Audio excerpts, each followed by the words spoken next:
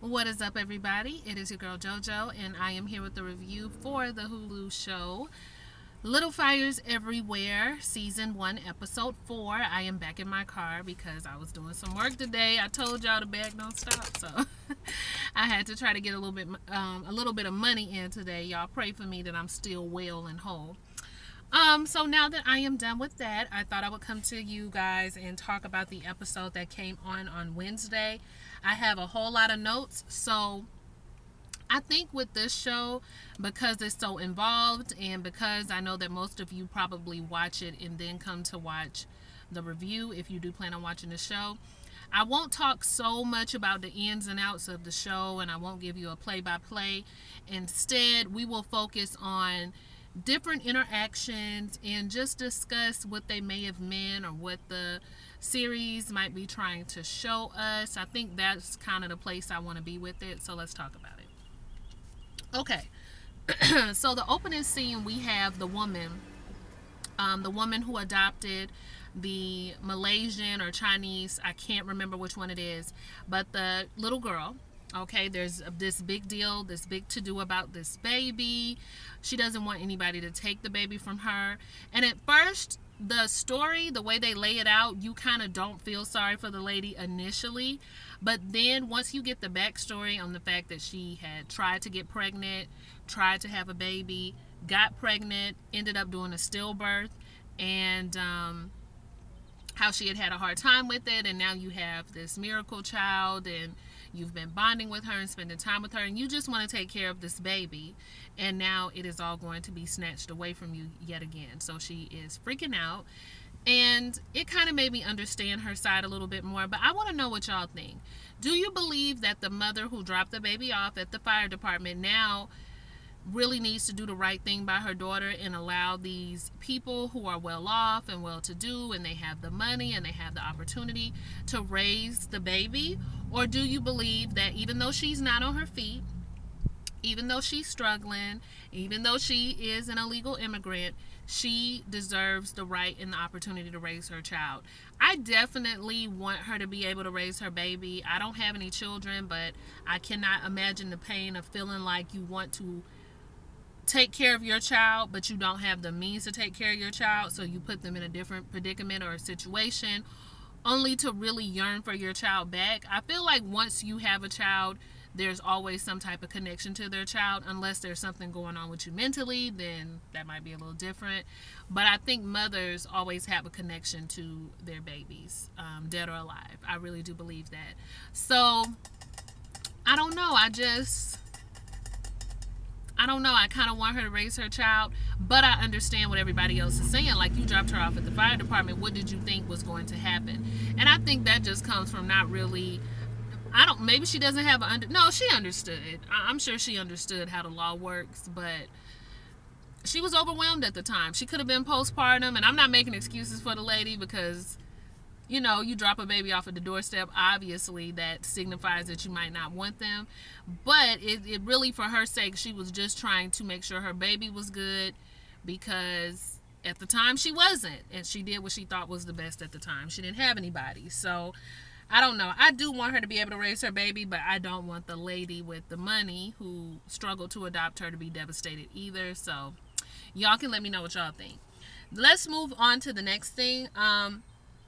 So once Elena starts putting two and two together and reads the police report, she realizes that the blue car is possibly Mia's car, and she even mentions it to her husband.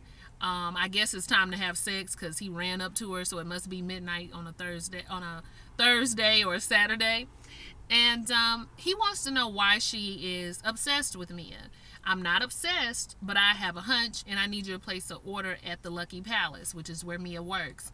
He places the order. She comes in. She realizes that the woman is there. Mia is there. So now they're on to, well, Mia knows that she's on to her. And Mia just tells her, listen, you know, I did what I thought was best. She is a mother, and she deserves to be with her daughter. And Elena is kind of feeling like other people have been saying, well, She dropped her baby off at a fire department. She's clearly not that great of a mother. She doesn't deserve to be her mother. The other woman deserves to be her mother too. She's been taking care of her. Now, in between this time, Elena has also tried to pay the woman off. Okay, she's offered her a check and told her that they would pay her very generously to just let this woman raise her baby. Okay, $10,000 check if you would just be quiet, and we can hook you up with an immigration lawyer, maybe even do some visitation, but this is where she needs to be. And the lady says, you have 4 children, right? How much would you sell them for? And to that, Elena is speechless, of course. So, you know, it's really hard to feel sorry for the other side, because like so many people, they feel like because they have money, they can throw their money around and it will miraculously solve their problems. But I think this is showing us, when it comes to the case of blood, when it comes to the case of your children, when it comes to more important matters, money is really not the object. I really want my child. I have this connection with my child. So it ends up coming out on the news that this woman was paid off. They do an interview with her. So the sympathy is starting to sway towards the birth mother's side, and it paints the adoptive mother in a really negative light. Like, she's kind of snapping at the reporters, and I'm sure they laid it out that way on purpose. So now they know they are up against some trouble. And Elena knows that she's really up against some trouble, because eventually the woman is going to find out that there's some type of connection between Elena and Mia, and then Mia and this woman, and it's going to all look like a setup. So eventually that is probably going to come out. Let's see what else. Mia and Elena also come to the conclusion that they are not friends, okay? Elena thought they were, but Mia was just like, we were never friends. And they end up getting into a really big argument about this, because Elena tells Mia that you're not a good mother. It's a wonder that Pearl came out the way that she did. And of course, we'll look at this situation differently because I'm a good mother and you're not. I care about my children. I take care of my children. You, on the other hand, you know, move from place to place and you work all the time, work these really late nights. And so they're trading insults back and forth. And what's interesting about the insults is that in a lot of regards, neither one of them are really good mothers. In some regards. Now, you know, they have their strengths and weaknesses, but it could be said that in some regards and with some of their children, okay, Elena is not a great mother to all of her children. I think one of her children would beg to differ, which we'll talk about her. So the fact that they're throwing around these insults is really ironic, because they both have places where they can improve. Not call them bad mothers, but they have bad areas. I'll put it that way. Let's see what else happens. I think I can go on to the children. Yeah, let's talk about the kids. Let's talk about the teenagers here. Oh, one more thing I want to add, that Mia is going to try to help the woman at her job, the birth mother, to get the money to get a good lawyer so that they will be able to fight in court for the little girl. So that kind of is what's going on with their storyline. But then let's bring the children in. So the children are at school, and you see Trip, that's the other son's name that I couldn't remember. Trip is at school and he is struggling. He's not really doing all that well. And so he is going to be tutored by Pearl, because Pearl is doing really good in the class. So in addition to this, you got Moody, who is sulking around the house because him and Pearl aren't really speaking, but Pearl is there. Pearl is still hanging out with Lexi. Pearl is still having a good time over there. And at this point in time, Mia is still working there. Now, of course, she ends up quitting, quitting and getting fired. But at this point in time where Pearl is still hanging out over to the house, Mia is still employed at the house. Okay, so just remember that. So she's hanging out with Lexi now, and Trip is just like, since when does she hang with Lexi? And Moody is just like, I don't know. And he gets advice from his brother on how to handle Pearl, like how to get her to like him again. And he basically tells Moody, you gotta treat her bad, which is very interesting, because we have seen it, ladies, maybe not you specifically, but we've seen it with friends where the good guy really likes them and wants to be up under them, and then, you know, you got the butthole who doesn't treat her well, who she constantly wants attention from. So I think it's just one of those things where you really want what you can't have, or you want something that you should not want to have. It's that kind of case going on. So Moody is going to try it. They go to a Halloween party, but it's not Moody's style. He's a nice guy. He wants Pearl to know that he does miss her and he does want to hang out with her. And it's funny because Pearl is Scary Spice for Halloween, and you know, she's all sex kittened up. She looked really cute. And then she's with Lexi and the other girl. They go as the Spice Girls, and she's walking over there to talk to Trip, and I guess try to lay a little bit of her game down. And Moody steps in front of her and was like, "Hi, Pearl," and you can tell she ain't feeling it. So she tells Moody to enjoy the rest of his night after they talk for a little bit, and that's when Moody realizes that he really has lost his girl. Now back to them being at school. So when she goes to tell Trip that she will help him with his work because he's not doing well, they're at the house, they're studying, and Trip kisses her. Okay? He's somehow drawn to her. Pearl kisses him back, and then they continue to kiss each other, and she asks him, does he have the protection? So I'm guessing this is her first time.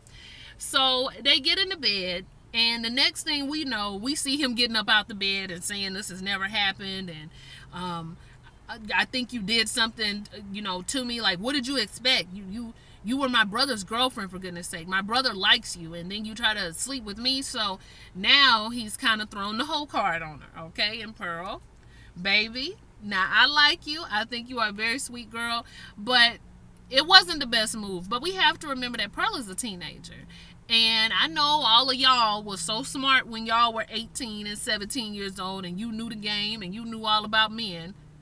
Or at least that's how some people act. But there's a whole lot you don't know. There's a lot of naivete. Certain conversations that your parents should have with you. But Mia, the way that Mia views sex, she probably...